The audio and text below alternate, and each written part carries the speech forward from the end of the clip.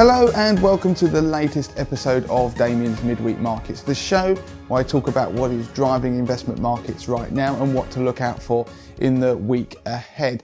Now, where we are at the moment, we're kind of in a holding pattern. We're at the point where markets are almost treading water. So let's focus on the big story in the last week, which was Brexit. Now, Brexit, we're at a point where we're looking like we're going to have another delay. The October the 31st deadline is looking, as I make this video, like it might come and go, and we might go past that. We might not be able to actually meet Boris Johnson's deadline. Now, the action in currency markets has had a huge impact on UK investors' portfolios. It doesn't almost matter what's been going on with the assets themselves. If you hold overseas funds, then they will be impacted by the rally in the pound. You will see the value plummet. And there have been people who've been sitting there looking at their portfolios, wondering why they're sitting on losses when equity markets have been pretty good in the last week or so.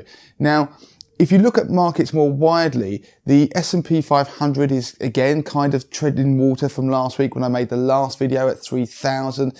The FTSE 100 is around about 7,250. And if you look at the 10-year US Treasury yield, that's about 1.77. So bond markets and equity markets on a sort of pure price level on their local currencies sort of standing still. But because of that currency move, the volatility in the pound, people are seeing their portfolios go all over the place. Now, as I make this video, the volatility in the pound has settled. We've pulled back slightly from $1.30 on the pound to about $1.28. And we've had a period, like I said, a calm almost before the storm as we're trying to work out what's going to happen next with Brexit. Now, one of the big things that we've got in the next week is, of course, those Brexit deadlines, what will happen next. But we've also got a decision by the US Federal Reserve coming, whether they're going to cut interest rates as the market expects. Now, of course, earnings season is really starting to hot up. This week alone, we've got 132 companies within the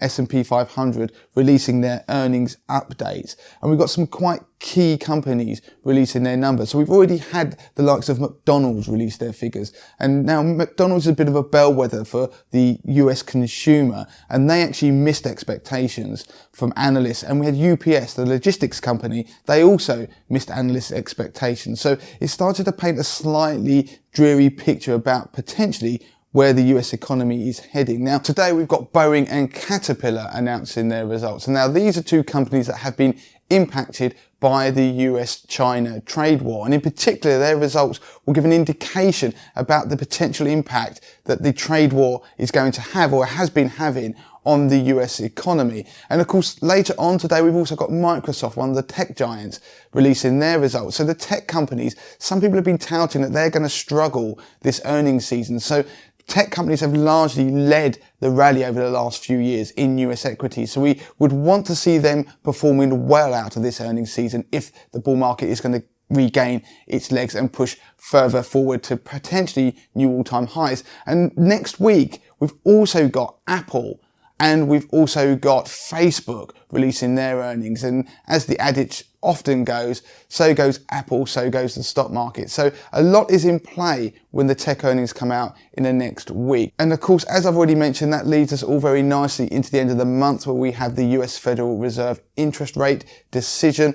And of course, we have the ongoing Brexit saga. So while markets and currencies have taken a bit of a respite in the last day or so, a bit of calm, there does look to be the potential for some stormy weather ahead.